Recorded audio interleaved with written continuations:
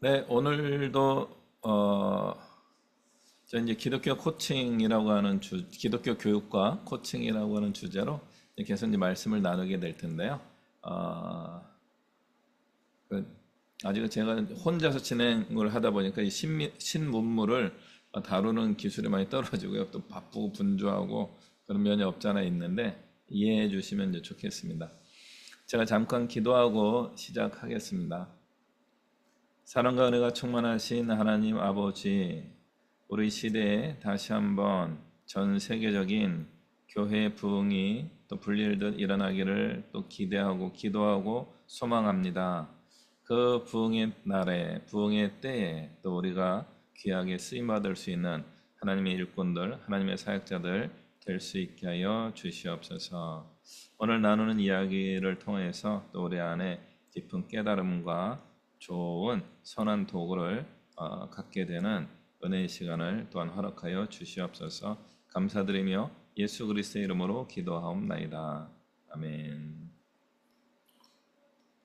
예, 오늘 이제 녹화를 진행하는데 또 오늘 함께 해주시는 우리 선교사님 한 분 와주셔서 외롭지는 않게 녹화를 할 수 있게 되었습니다. 아, 네, 우리 이제 김인서 목사님 화면 끄고 계셔도 되는데 잠깐 한번 또 인사 한번 해주시죠. 예, 반갑습니다. 우리 둘밖에 없는데요. 나중에 유튜브로 보시는 분들, 그분들에게 또 도움이 되시라고 이제 인사 한번 드렸고요. 우리 김인서 목사님은 지금 아르헨티나에서 이제 복음을 전하고 계시는 선교사님이십니다. 이따 끝날 때쯤에 함께 또 대화하는 시간 잠깐 갖도록 하겠습니다.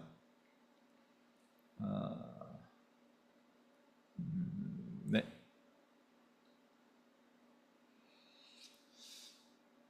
그래서 오늘은 기독교 교육이라고 하는 영역에서 우리가 코칭이라고 하는 도구를 어떻게 쓸 수 있을 것인가 이런 부분을 같이 나누려고 합니다. 그래서 이제 이 부분에 있어서 좀 전제하는 것이 있는데 제가 이제 전공이 기독교 교육학이잖아요. 그래서 이제 교육학적 관점을 계속 유지하면서 말씀을 나누려고 하고 있습니다.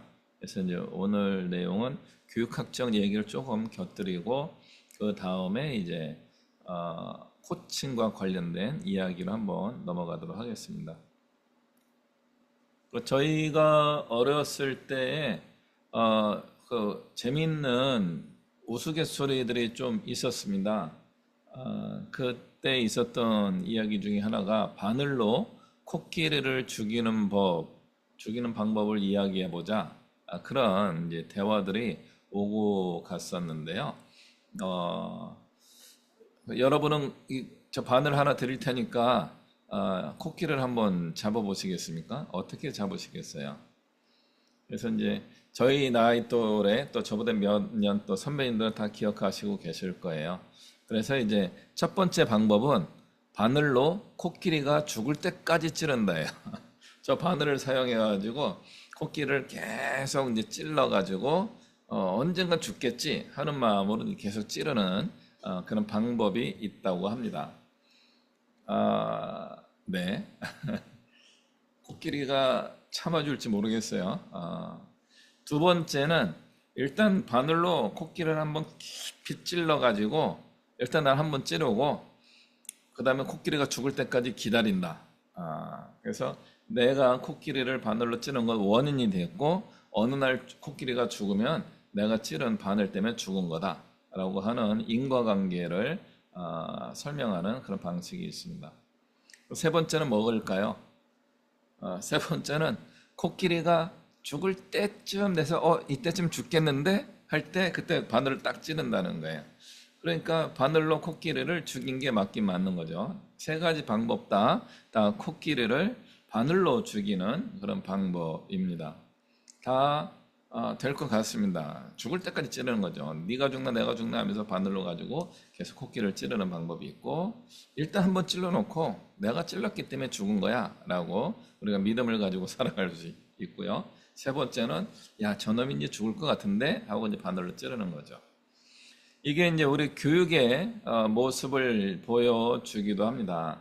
특히 이제 우리 이제 신앙 교육을 이야기할 때 예수님은 어떻게 믿게 되는가? 우리 기독교 신앙은 어떻게 형성되는가? 그러니까 바울이 이야기한 거죠. 복음의 미련한 방법으로, 전도의 미련한 방법으로, 복음을 전하는 전도의 미련한 방법을 사용한다는 거예요. 계속 이야기하는 게 복음을 계속 전파함으로 인하여서 예수님을 믿고 구원을 얻는 그런 일이 일어나게 된다 하는 것이 우리 기독교적 신앙의 전통입니다. 아마 이 것에 대하여 다른 이견이 없을 거예요. 다른 반대 의견 이런 것들을 우리가 말하기 어렵습니다. 그러면 그래서 우리가 교회에서 이제 밖에 나가서 믿지 않는 사람들에게 복음을 전할 때는 그 사람이 내 얘기를 계속 들어주지는 않아요. 듣다가 훅 지나가는 거죠. 근데 교회 안에서 주일학교에서 우리 어린이 청소년들 또는 성인들을 대상으로 해서 신앙교육을 하게 되면 어떻게 됩니까? 그 사람이 벌떡 일어나 나가지는 않죠. 막 떠들고 반대하고 뭐 그럴 수는 있겠지만 항상 그 자리에 있는 거죠. 그러니까 일종의 가두리에 잡혀 있는 물고기예요. 근데 이미 신앙을 가졌다고 여겨지는 그런 분들임에도 불구하고 우리는 그분들에게 계속 성경 말씀을 반복하여서 이야기하는 신앙교육을 전개하는 경우가 있습니다. 실제로 우리가 하고 있는 방식이 다 이거죠. 매주일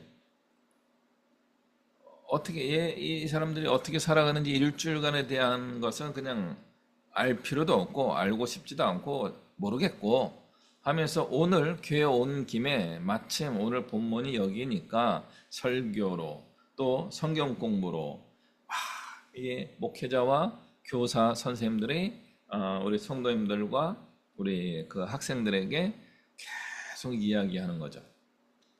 우리는 그렇게 좋은 이야기를 많이 해주면 이들이 기독교 신앙을 잘 가지고 성장할 것이다 라고 하는 기대감을 가질 수는 있는데요. 정말 그럴까요? 라고 질문을 해보는 겁니다. 과연 그게 될까요? 마치 지금 우리가 코끼리 잡기 위하여 계속 바늘로 찔러대고 있는 것은 아닌지 한번 생각해 볼 필요가 있겠습니다. 두 번째는 밖에 주로 전도할 때죠. 일단 전하고 그 사람이 변화되기를 기다리는 거죠. 나는 전했다. 제가 자주 사용하는 방식입니다. 저는 요 2번에 가까워요. 나는 전했다. 네가 예수님 말씀 따라 살든지 말든지 이제는 내 책임이 없다. 이게 이제 어디에 나오는 이야기예요? 에스겔에 나오는 이야기입니다. 파수꾼이 위기가 왔는데 위기를 선포하지 않으면 백성들은 죄 가운데 죽을 것이고 파수꾼은 선포하지 않은 죄로부터 자유롭지 않아서 망하게 될 것이다.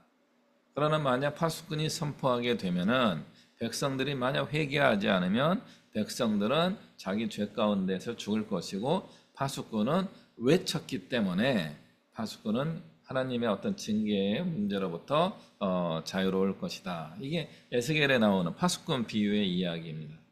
그래서 우리는 전해야 될 때 전하지 않으면은 나중에 하나님 책임을 구하는 거죠. 듣지 못하는 사람들 못 들어서 지옥 가는 거예요. 그래서 그들은 회개하고 구원 받을 기회를 잃어버렸기 때문에 지옥 가는 게 맞죠. 근데 만약 내가 전해야 되는 사람으로서 전하지 않았다면 나도 책임이 있다. 에스겔에 근거하면 그렇습니다. 에스겔서의 말씀을 근거해서 보게 되면 우리는 전해야 되는 거죠. 나중에 변화할 거냐 말 거냐는 그 다음에 봐야 되는 거죠. 근데 그렇게 변화한 사람들이 있었어요. 그게 어디냐면은 그 누구죠? 노아가 아니고 요나, 아모스, 요나라고 하는 사람이 아시리아의 수도 니느웨에 가서 회개를 선포하라고 하시잖아요. 안 가요 하다가 죽을 뻔하죠. 그래서 물고기 뱃속에서 뭐 사흘간 있었다가 이제 나오게 돼서 니느웨 근처에 떨어졌나 봐요. 그래서 이제 아시리아 수도 가서 이제 사흘 길을 돌아볼 수 있을 정도의 큰 성인데 하루길만 다니면서 회개를 선포합니다. 하나님이 이 성을 멸하실 것이다. 회개해라 하고 쓱 가서 언덕 위에 올라가서 니느웨야 망해라 망해라 이제 기다렸던 분이 이제 요나였습니다. 그러니까 요나 선지자가 그렇게 기다리고 있었는데 니느웨 사람들이 회개를 한 거죠. 회개해서 구원받았습니다. 그래서 요나가 화가 났죠. 니느웨 망하게 한다더니 어떻게 살려주십니까? 뭐 이런저런 이야기 아시죠? 그래서 우리가 일단 전하는 것은 우리의 책임이고 그 사람의 변화의 어떤 책임은 그 당사자에게 있는 것이다. 그러면 우리가 교육을 왜 합니까? 우리의 교육은요, 그 사람이 변화되는 것을 기대하고 교육을 하는 것인데, 변할지 안 변할지 모르는 사람에게 우리가 전하는 것은 교육의 행위로 적합하지 않을 수 있다는 거죠. 어떤 면에서는 조금 전처럼 계속 이야기하는 것이 더 필요할 수도 있지 않을까 생각을 해보게 됩니다. 그런데 우리가 가장 기대하는 건 뭐예요? 정말 구원받을 만한 사람에게 복음을 전하는 것이죠. 들을 귀가 있는 사람들, 내가 이야기하는 걸 잘 경청해주고 내가 이야기할 때마다 아멘 아멘 하면서 동의해주고 하는 분이 있을 때 우리는 정말 기분이 좋죠. 저도 교회 학교 이제 선생님 출신이기 때문에 저도 그 학생부터 쭉 왔기 때문에 선생님이 계셨고 어느 날 저도 선생님이 된 거죠. 나중에 이제 목회자가 되긴 했지만 선생님의 눈으로 아이들을 보게 되면요 예쁜 애가 있어요. 그죠? 내가 이야기할 때마다 나를 쳐다보며 경청하며 빠릿빠릿하게 느껴지는 그런 학생들이 있습니다. 반대로 뭐 예배 시간 내내 떠들고 속으로 분방 공부 시간에도 떠들고 아마 그런 애들이 있는 거죠. 그럴 때 우리는 조금 더 그 예쁜 아이들이 눈에 들어오기도 합니다.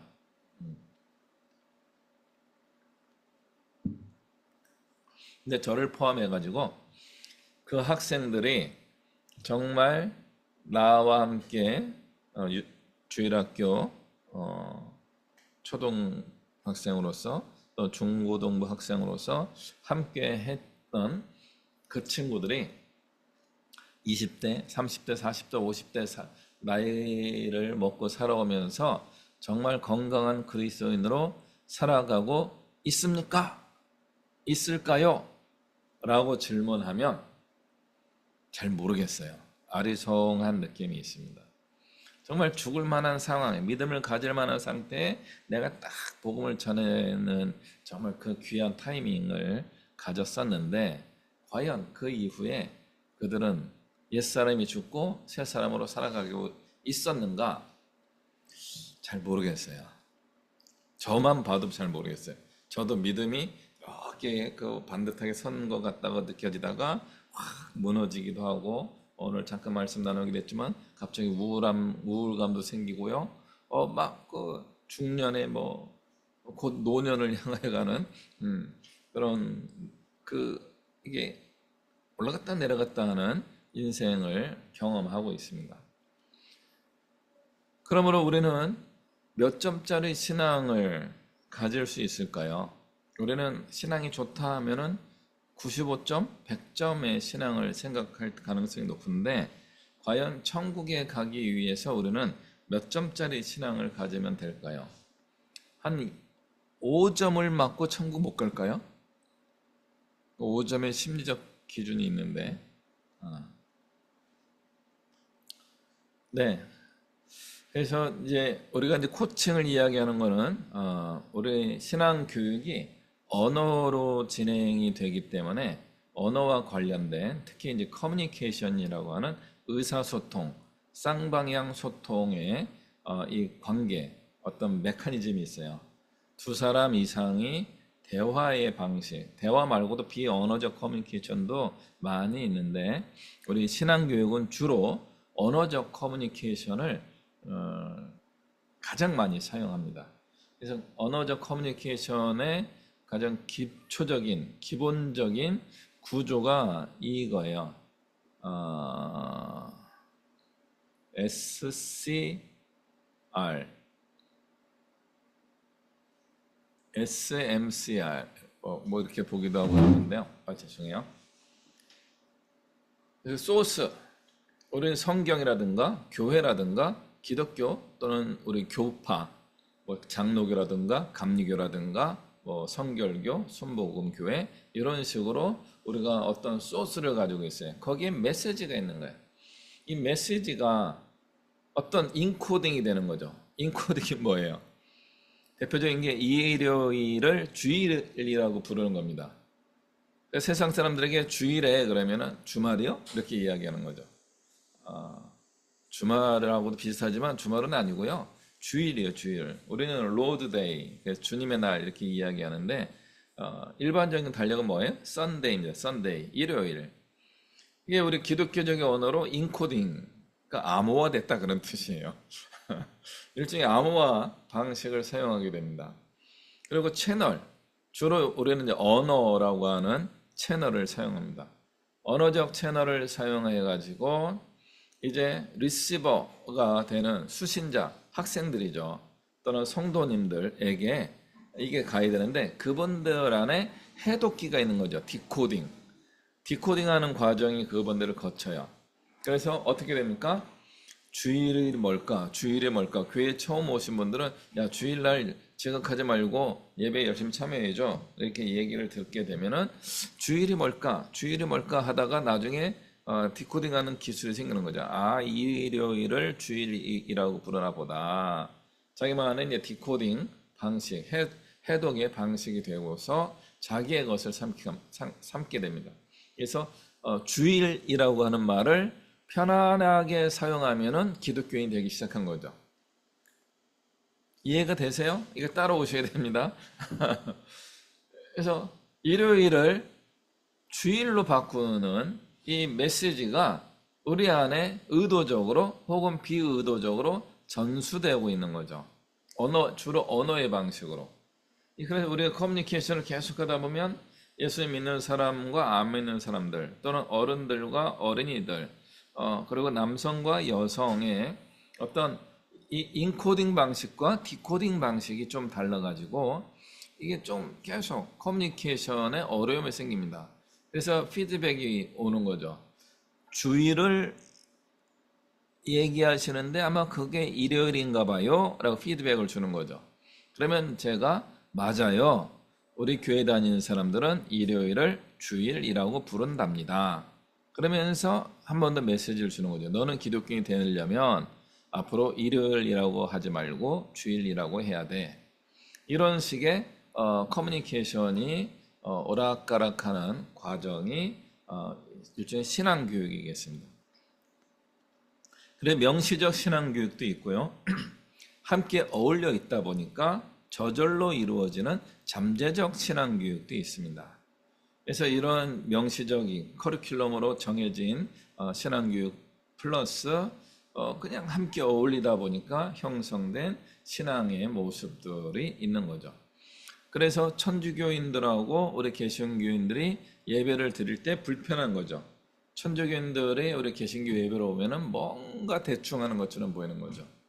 반대로 우리 개신교인들이 천주교의 예배를 참여하게 되면은 뭐 이렇게 형식적이고 앉았다 일어났다 이런 게 많아 이렇게 하면서 불편하고 거부감이 생기기도 합니다. 근데 그런 것들이 이제 잠재적 교육 과정이고 습관적으로 경험적으로 형성된 신앙의 모습이기도 합니다. 그리고 그런 모든 것들을 나중에 언어로 표현할 수도 있는 거죠. 교회에서 뛰지 마 이렇게 이야기하는 거죠. 어릴 때 주일학교 마룻바닥으로 되어 있는 예배당에 다닌 적이 있어요. 마루에서 놀다가 장로님, 뭐 권사님 또 목사님이 설교하시는 단이 한 뭐 50cm 정도 돼가지고 높은 한 칸 올라가야 되는 거죠. 놀다가 거기 걸터 앉아 쉬고 있었는데 초등학교 한 뭐 2, 3학년 되지 않았을까 하는 때입니다. 우리 선생님 한 분이 꿀밤을 되게 아프게 주면서 야 이놈아 강대상에 앉으면 안 되지 이렇게 하는 거예요. 그래서 굉장히 아팠어요. 너무 아픈데 벌써 한 40년이 지났는데도 지금 제 마음에 사무쳐 있잖아요. 그게 굉장히 억울한 거예요. 제가 이제 교회를 개척한 이후에 했던 일 중에 하나가 뭐냐면은 강대상을 만든 다음에 강대상에 우리 성도님들 올라오세요. 여기 올라와서 같이 하나님을 찬양해요. 목사님만 올라올 수 있는 자리가 아니라 여러분도 올라와서 설 수 있는 곳입니다. 여기서 같이 찬양해요. 여기서 노래도 되고요, 춤을 춰도 되고요, 하나님을 기뻐하시는 자리가 되면 좋겠습니다. 저는 왜 그랬겠어요? 어릴 때 꿀밤 맞이기 너무나 억울한 것이 40년 후에 작동한 것일 수도 있습니다. 그러면 어떻게 된 거예요? 어릴 때 제가 받았던 그 메시지를 저는 깨뜨린 거죠. 신앙교육 제대로 된 겁니까? 잘못된 겁니까? 그 선생님은 저에게 올바른 신앙, 그게 올바른지 아닌지 모르지만 그걸 가르쳐 주려고 했지만 그분의 교육 방법에 문제가 되어서 저는 두고 봐라 하면서 제가 목사가 될 줄 몰랐어요 그때는요. 그런데 결국은 그분이 생각했던 강대상과 전혀 다른 강대상을 사용하는 목회자가 되는 거죠. 왜냐하면 목사님, 담임 목사가 돼서 개척을 했으니까 담임 목사님의 파워는 그 정도로 강력하기 때문에 이거 바꿔야지 이렇게 한 거죠. 그러므로 우리가 신앙교육을 잘 한다고 하더라도 그 받는 사람이 우리가 원하는 방식으로 그 신앙을 받아들이지 못할 수 있는 거죠. 여기에 디코딩이라고 하는 부분에 뭔가 인코딩과 디코딩 사이에 뭔가 작동하는 메커니즘이 달라질 수 있기 때문에 그렇습니다. 나와 타인이 똑같아진다라고 생각하는 것은 거의 불가능합니다. 여태 딴 거를 펼쳐놓고 있나요?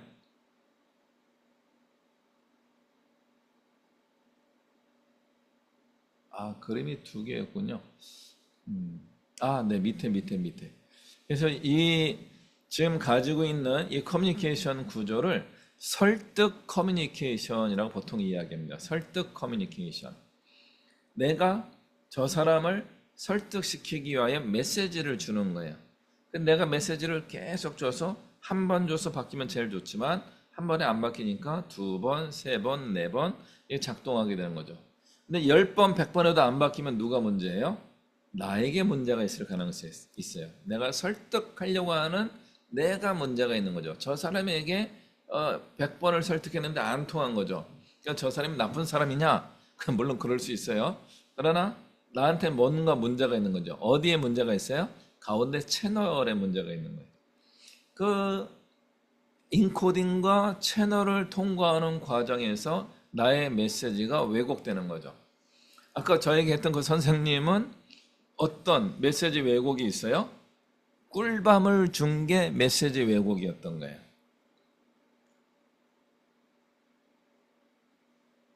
그리고 그때는 놀던 시간이었는데 그 상황에서 교육을 했기 때문에 문제가 있었던 겁니다. 애들이 뛰놀게 내버려 뒀다가 마침 거기 걸터앉아 놓으니까 얘 때라 하고 나를 때린 거예요.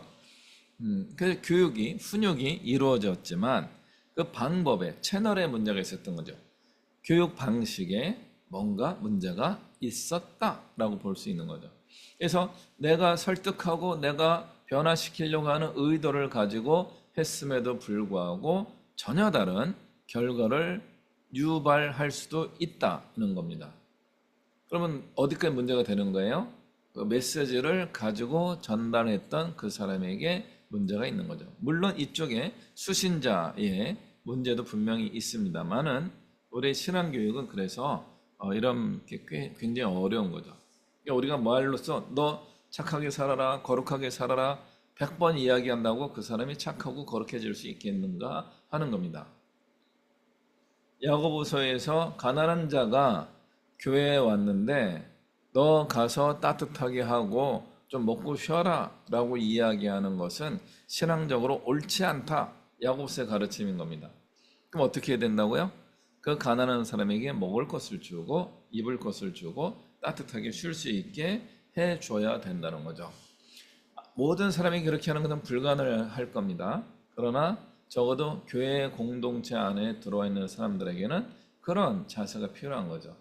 말로써 그 사람에게 변화를 유발하고 유도하고 의도하는 교육을 시행하는 것이 어쩌면은 잘못된 것일 수 있다는 거죠. 그래서 우리가 코칭을 계속 이야기하는 이유가 거기에 있습니다. 그래서 신앙은 설득하는 것인가? 이 부분. 신앙의 핵심 요소는 우리 기독교에서는 예수 그리스도입니다. 예수님이 그리스도이십니다. 우리의 구원자이시고 우리의 메시아입니다. 라고 하는 그런 신앙의 가르침을 믿는 것이 우리 기독교인이 되는 겁니다. 그래서 예수님만 믿으면 되는 줄 알았더니 이제는 성경 말씀을 막 가르쳐요.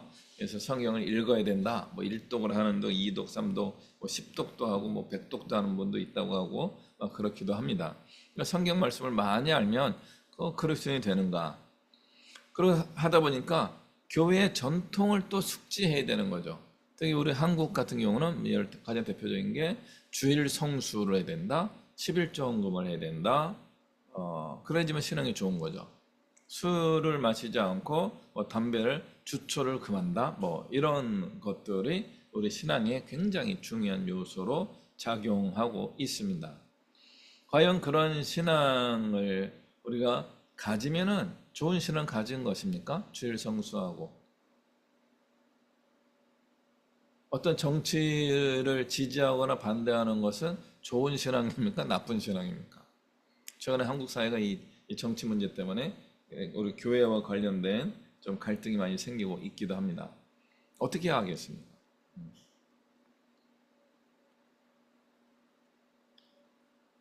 요즘은 그런 분들이 덜한데요. 제가 예전에 부목사로 있던 교회에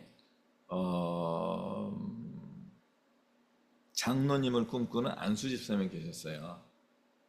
뭐 교회 일 열심히 하고 계셨던 분이죠. 근데 다른 제가 이제 주일학교 전도사를 하고 전도사일 거예요. 전임 전도사를 하고 있을 때였는데 우리 선생님 한 분이 저에게 와서 얘기하는 거예요. 그 집사님이 지금 두 집 살림을 하고 있습니다. 이거 좀 문제가 있지 않나요? 저한테 얘기하는 거예요. 교육전도사가 무슨 힘이 있는데 나한테 얘기했지? 그래가지고 저희 위에 이제 지도 목사님한테 제가 얘기한 거죠. 그 집사님이 지금 그렇게 두 집 살림을 하고 있다는데 그런 분이 교회 장로님이 되시면 될까요? 어떡할까요? 그런 식의 질문하는 우리 선생님이 계셨는데 제가 어떻게 답변하면 될까요? 저희 부목사님의 대답이 뭔지 아세요? 김전도사 조용히 가만히 있어.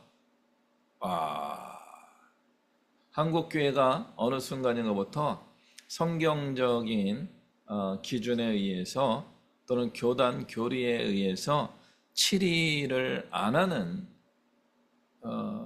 상황이 그냥 만연해 있다는 걸 그때 제가 처음 경험했습니다. 그런 분들이 나중에 변화가 될까요? 하나님이 살아계시니까 하나님 그 사람을 사랑하고 변화의 기회를 주신다고 저는 확신합니다만은 그럼에도 불구하고 저는 목회자로서 굉장히 고민을 하였고 결국은 침묵했어요. 그때는 30대 중후반 젊은 전도사였는데 좀 뭐 그냥 유야무야 넘어갔어요. 그게 아직도 저의 이제 마음에 짐으로 남아 있는 그런 모습입니다. 교회 전통을 배워야 한다고 하면서도 다 숙지하지 않게 어느 건 중요하게 여기고 어떤 거는 슬쩍 넘어가고 걸리지만 않으면 되는 그런 신앙 교육을 하고 있는 거죠. 그래서 신앙이 설득인가 할 때 설득의 방법으로 거의 이루어지고 있지 않은 거죠. 설득이 안 되고 있는 거예요. 그들의 교회는 다니고 있지만 그냥 철치 멤버가 된 거지 크리스찬이 됐다라고 좀 그런 생각이 좀 잘 안 듭니다. 조금 더 이제 제가 분노하면 안 되는데 캄다운. 네, 그래서 이제 과연 그럼 신앙은 발달하는가? 아까 이제 조금 전에 드렸던 질문이죠. 신앙은 발달하는가? 그래서 발달을 설명하는 게 쉽지는 않지만 제임스 파울러라고 하는 벌써 오래된 분이에요. 1970년대, 80년대 그때 이제 유명했던 분입니다. 지금으로부터 뭐 한 50년, 60년 아니 50년 아니고 한 40년 전에 유명했던 분입니다. 이분이 이제 1단계 영유아 단계는 직관적 투사적 신앙이 있을 것이다. 이건 상상입니다. 걔네들은 정말 하나님의 형상이기 때문에 뭔가 하나님을 바로 느끼는 어떤 영적인 그런 게 있지 않겠는가 보는 거죠. 2단계부터 이제 관찰 대상으로서 신앙의 특징을 보여주고 있습니다. 신화적 문자적 신앙을 가지고 있다. 이게 무슨 뜻이에요? 동화책을 읽기 시작했다 그런 뜻입니다. 동화책을 읽는 나이에 이제 언어를 배운 거죠. 엄마, 아빠 이런 식으로 언어를 배우다가 이제 엄마와 아빠와 이제 자녀들 사이에 약간의 대화가 필요한 거죠. 어우, 동석이 밥 먹고 싶어? 우쭈쭈쭈 하다가 엄마 밥 주세요. 배고파요. 이렇게 이야기하면서 엄마랑 아빠랑 또는 어른들하고 또 주변 사람들, 형제 자매들하고 대화를 할 수 있는 그런 때입니다. 이때는 신화적, 문자적 신앙을 가지고 있다는 거죠.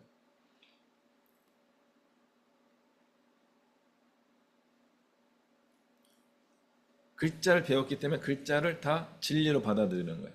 책에 있는 건 다 진짜처럼 여겨지는 거죠. 그래서 뭐죠? 내가 읽은 동화책, 뭐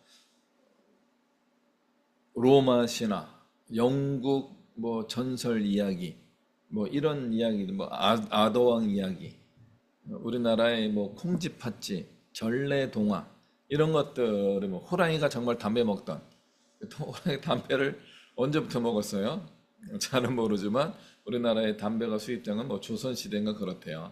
그러니까 뭐 2, 300년밖에 한뭐 500년도 안 되는 거죠.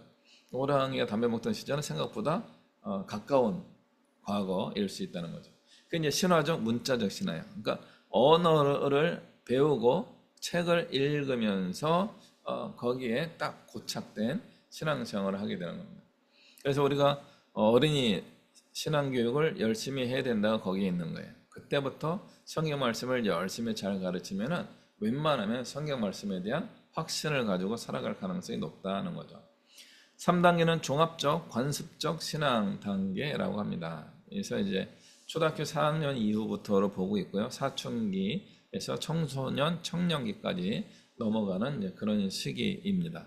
그러니까 교회 안에서 신앙생활을 열심히 하는 거죠. 너 나중에 예수 믿는 사람이고 술, 담배 하지 마라. 이걸 반복적으로 배운 거예요. 주일 성수해야 돼. 안식일을 거룩히 지켜야 되는 거야. 11조 내는 신앙생활을 해야 돼. 너 용돈 받은 거에서 11조를 내자. 그 관습적 신앙을 하는 거죠. 왜 해야 되는지 모르지만 모두가 다 그걸 하는 거죠. 헌금하는 시간이에요. 그 헌금을 못 갖고 가면은 막 저희 어릴 때는 수치감이 드는 거예요. 애들 이렇게 하는데 헌금을 선생님도 다 적어요. 얘는 전 20원 늘 20원 냈어요. 근데 어느 날 어머니가 10원짜리 2개를 안 주고 5원짜리 4개를 주신 거예요. 언제적 얘기인지. 관습에 따라 가는데 뭔가 미묘하게 불편한 일들이 이제 생기고 있습니다.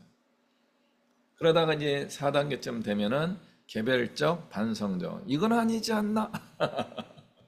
나는 이렇게 믿고 싶은데 이런 이제 신앙의 단계가 형성된다 하는 연구들을 이제 제임스 파울러가 우리 기독교만이 아니라 모든 종교를 살펴보니까 이런 공통된 특징이 있더라.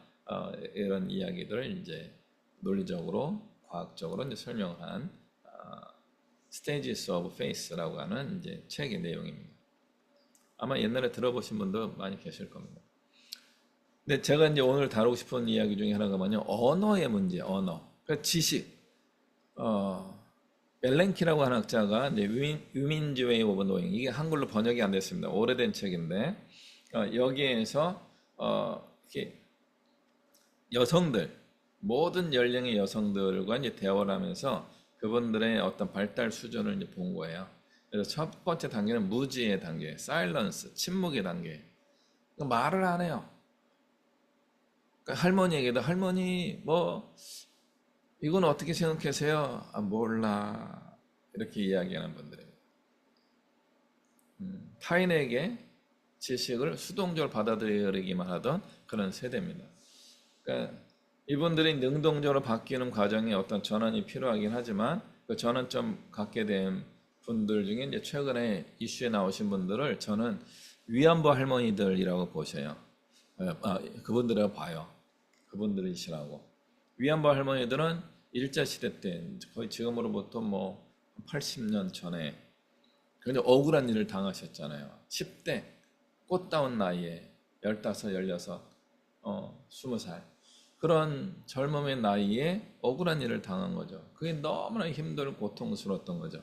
근데 그거를 50년 동안 침묵하며 살다가 한일 문제를 해결하려고 하는 젊은 사회운동하는 그런 후배들에 의해서 설득이 된 거죠.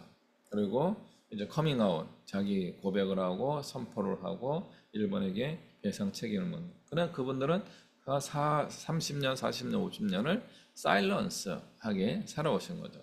자기가 겪은 거를 어떻게 얘기할 수가, 그걸 어떻게 다룰 수 있는 억울하지만 이걸 표현할 수가 없었던 그런 세대인 거죠.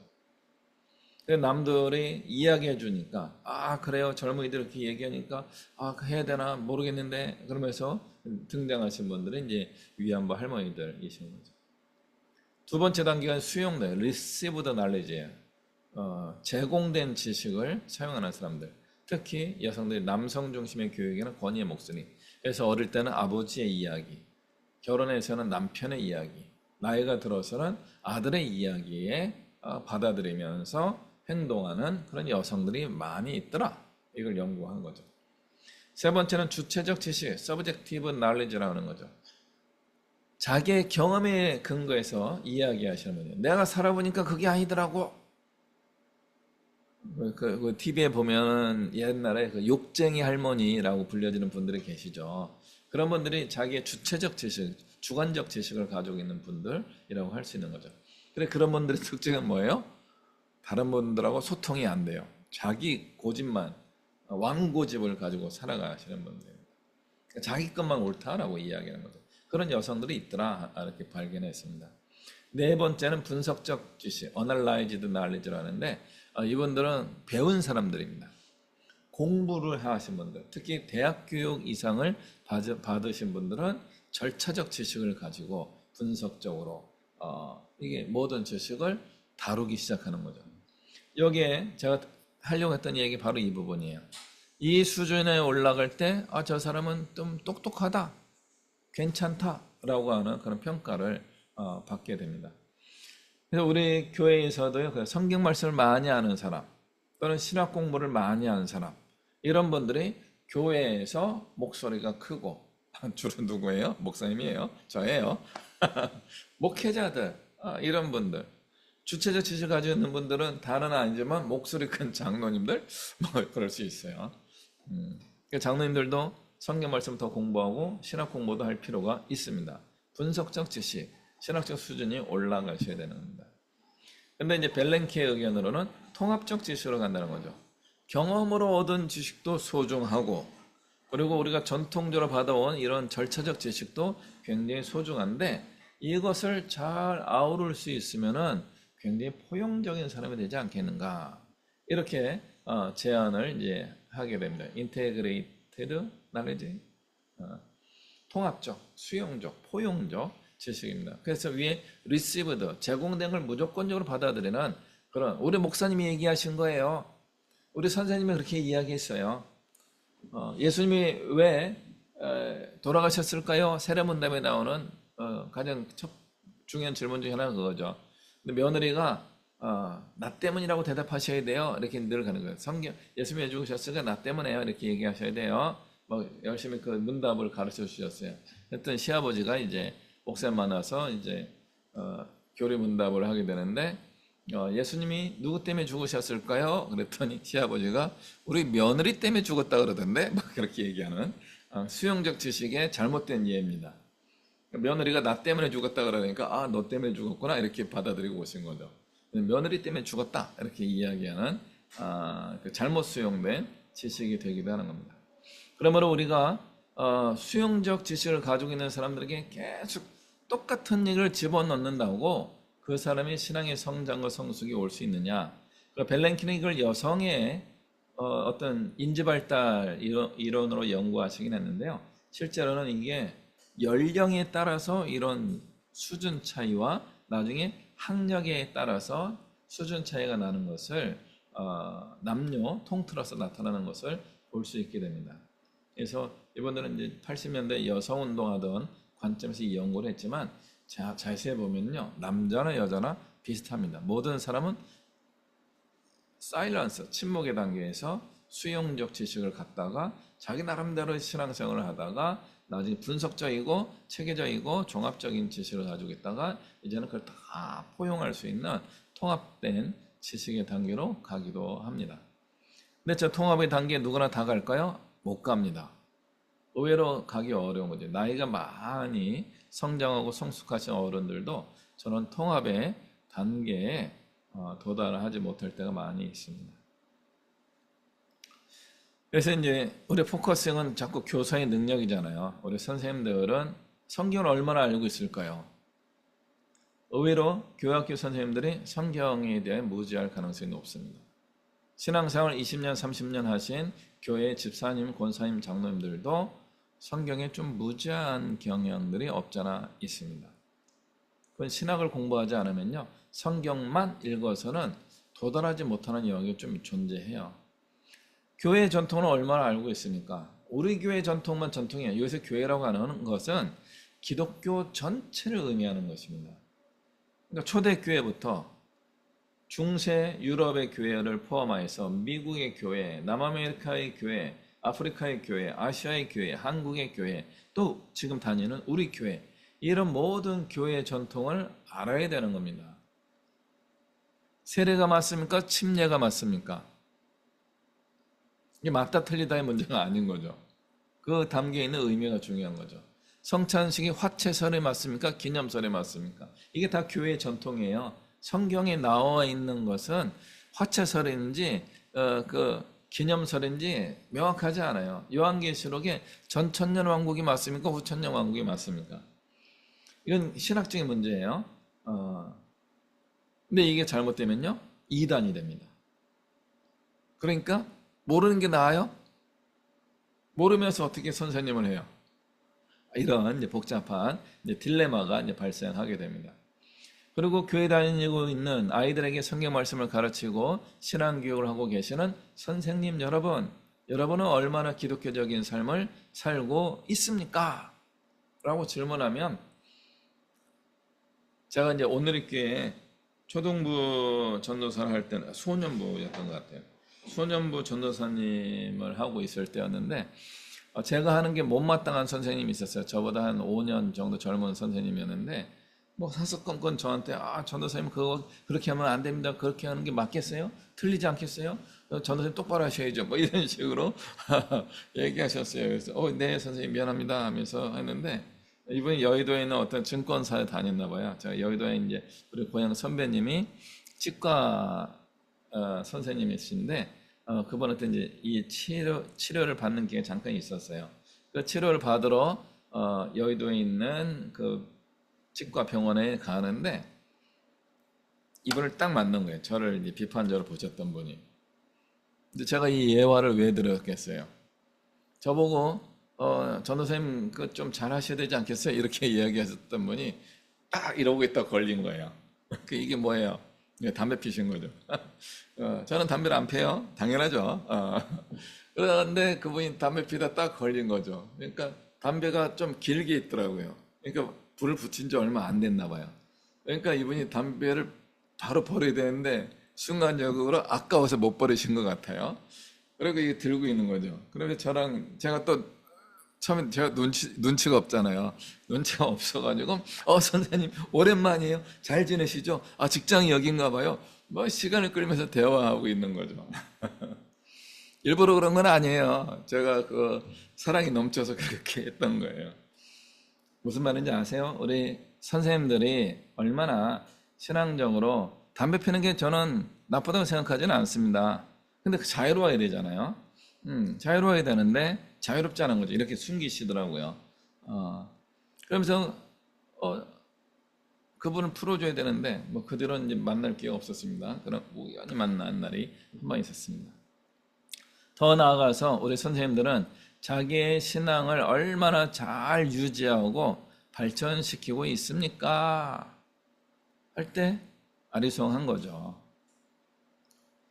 그래서 우리 신앙교육은요, 사실은 답이 거의 정해진 경우가 많이 있습니다. 답정너라는 표현이 있죠. 야, 답은 정해져 있고 너는 대답만 해. 이렇게 답정너래요. 그래서 이게 별로 좋은 말인 것 같지 않은데 의외로 우리 기독교적인 신앙 원리가 답정너인 경우가 굉장히 많이 있습니다. 예수님 믿는 사람은 이렇게 살아야 돼 라고 하는 답이 정해져 있어요. 그리고 너는 대답만 해. 이렇게 살 거야 말 거야. 살 거야가 정답이에요. 말 거야 그러면 안 돼요. 말 거야 그러면 처음부터 또 다시 한번 이야기해 줘야 되잖아요. 그렇게 이야기해가지고 우리 선생님들이 학생들에게 영적인 영향력을 줄 수 있겠습니까? 저는 우리 선생님들을 의심하는 건 아니지만 좀 문제가 있죠. 그래서 그 문제가 있음에도 불구하고 교사를 하셔야 되는 거예요. 그럼 어떻게 돼요?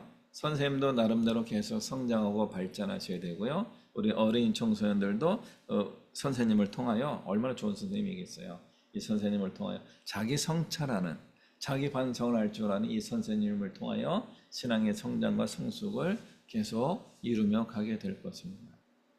우리 기독교 신앙은 교육은 알아야 할 것을 전달하는 것이 하나의 신앙 교육입니다. 두 번째는 그 아는 것에 맞춰서 살아갈 수 있는 능력을 가질 수 있어야 되는 겁니다. 턱걸이 하는 거 다 알아요. 딱 잡고 발로 당기면은 하나, 둘 턱걸이가 되는 거예요. 모르는 사람은 없어요. 근데 왜 안 돼요? 이 팔에 근육이 없어서 안 되는 거죠. 어릴 때는 뭐 두세 개를 해요. 왜 가능해요? 팔 힘이 몸의 무게를 들 수 있는 능력이 되기 때문에. 그러니까 저희 어른이 되면 어떻게 됩니까? 이제는 팔이 더 굵어지긴 했지만 이 팔이 뚱뚱해진 나의 몸을 끌어당길 만한 힘을 잃어버렸어요. 그러니까 몸이 더 가벼워지고 팔 힘이 강해져야지만 턱걸이를 할 수 있는 거죠. 원리는 다 알고 있어요. 못하는 거예요? 안 하는 거예요? 일단은 하면 못하는 걸로 여겨지지만 실제로는 안 하는 겁니다. 팔 힘을 키운 적이 없는 거고요. 몸의 무게를 가볍게 만든 적이 없는 거죠. 방법은 다 알고 있어요. 안 하는 겁니다. 기독교적으로 살아야 되는 것을 다 알까요? 모를까요? 알아요. 아는데 기독교적 삶을 못 사는 걸까요? 그렇게 살지 않는 것일까요? 그렇게 살지 않을 가능성이 굉장히 많다라는 것입니다. 그러면 어떻게 해야 돼요? 한 번에 턱걸이를 할 수 없는 것처럼 턱걸이 하는 방법 제가 인터넷 열심히 찾아봤어요. 어떻게 하느냐? 일단 매달리래요. 매달려서 1분을 넘기래요. 해보세요. 오늘 턱걸이 어디 철봉 찾아가서 안 하셨던 분들은 30초 매달리기 어렵습니다. 턱걸이 하나, 두 개를 할 수 있는 능력이 생기려면은 몇 분 정도 매달려야 된다고 되어 있냐면요. 3분 정도 매달려야 된대요. 굉장히 very difficult. 굉장히 어렵습니다. 1분 매달리기 어렵습니다. 그러나 매달리기를 계속 하다 보면은 그리고 매달려서 그냥 있지 말고 움찔움찔 하래요. 움찔움찔 매달려서 움찔움찔 하면은 어깨 근육, 팔의 근육이 좀 생겨가지고 어느 날 쭉 당기면은 하나 어쩌다 할 수 있다는 거죠. 1분 정도 매달릴 능력이 생기면은 턱걸이 한 번 할 수 있다는 거죠. 기독교 신앙교육은 이런 교육이 필요했던 거예요. 예수를 믿고 거룩하게 살고 11주 잘하고 주일성도 잘하고 세상을 빛과 소금으로서 변화시키는 능력의 사람이 돼야 돼. 우리는 못하지만 성령님 하나님이 하실 거야. 이 가르침이 주는 메시지가 굉장히 강력하지만 그럼에도 불구하고 우리는 조금씩 하는 영향력 있는 그리스도인이 되어야 되는 겁니다. 이건 제가 볼 때 다음 시간에 해야 될 것 같아요. 그래서 이제 코칭 연습을 좀 해보려고 했었는데 우리 코칭에서 기독교 코칭에서 원하는 거는 이런 거예요. 예를 들어서 원하시는 모습이 되기 위하여 어떤 목표를 세울 수 있겠는가요? 내가 원하는 모습이 건강한 사람이 되고 싶어요. 근데 건강한 사람이 종류가 많잖아요. 그럼 그걸 하기 위해 어떤 목표를 세울 거예요? 이러고 질문해 주는 거예요. 그러면 학생이든 뭐 고객이든 생각을 하는 거죠. 한 번 더 질문하는 거예요. 진짜 원하는 게 뭐예요? 이런 질문하는 거죠. 그 목표가 하나님의 선하시고 온전하신 뜻을 이루게 할까요? 이런 질문을 하는 순간 듣는 사람은, 우리의 학생들, 우리의 자녀들은 생각하게 됩니다. 그것을 해가지고 그 목표를 추구해서 이루게 되면은 당신에게는 어떤 이익이 될까요? 이익을 위해서 하는 건 아닌데요. 뭐 그럴 수 있어요. 그것이 이루어지면은 그 다음에는 또 무엇을 하시겠습니까? 그 목표가 너에게는, 우리 학생에게는 어떤 의미가 있니? 이런 질문을 해주는 거죠. 그럼 자꾸 그 하려고 하는 것에 대하여 의미 부여를 하기 시작하는 거죠. 시간이 걸리겠죠. 최소한 5분, 10분이 걸리게 됩니다. 목표를 세웠어요. 모든 것이 가능하다면 무엇을 하고 싶어? 이걸 하고 싶은데요. 다른 거는 글쎄요. 지금보다 네가 3배 용기를 낸다면 다른 또 무엇을 할 수 있을까? 그럼 이걸 할 수 있을 것 같은데. 이 메시지는 어떤 의미를 담고 있어요? 지금 용기를 안 내는 게 아닌가? 또는 용기를 더 낼 수 있으면 어떻게 될까? 이런 격려의 이야기가 되는 겁니다. 지금 즉시 해결해야 될 것이 있다면 무엇이 있을까요? 내가 하려고 하는 목표를 방해하는 것이 있을 수 있는 거죠. 그럼 그걸 해결하면 목표를 향해 나아가는데 도움이 되는 거죠. 이건 사람마다 다른 상황들이 펼쳐져 있는 겁니다.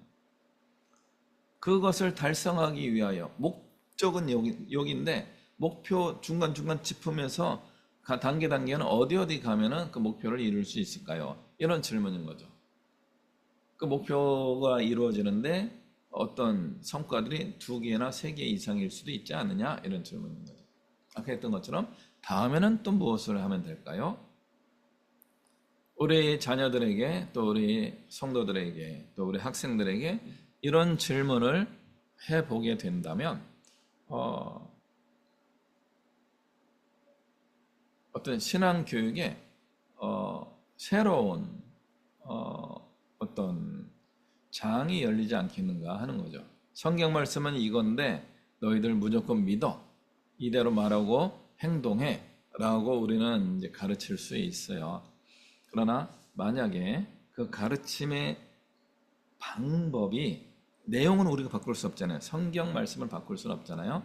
그렇다면 가르치는 방법을 조금만 바꿔본다면, 우리가 설득 커뮤니케이션을 내가 가지고 있는 논리로서 설득하는 것이 아니라 우리 학생들 혹은 자녀들, 우리 성도들이 자기의 언어로 스스로 방법을 찾고 행동할 수 있게 되지 않겠는가 하는 이제 취지의 이제 강의가 이런 내용입니다. 네, 다음 시간에 또 조금 더 말씀을 나누도록 하겠습니다. 감사합니다.